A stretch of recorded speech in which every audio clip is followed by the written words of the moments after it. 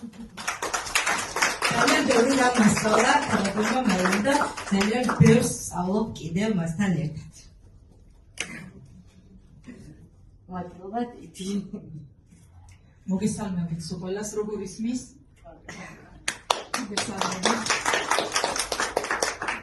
მე ჩემ თავს სტუმრად არ ავთვლი, იმიტომ რომ ყოველთვის ვიძახი, რომ მე მაქვს ორი სამშობლო, ერთი არის საქართველო, მეორე სამხრეთ ოსეთი, იმიტომ რომ აქ დავიბადე, იქ ვცხოვრობ და პერიოდულად ჩამოვდივარ.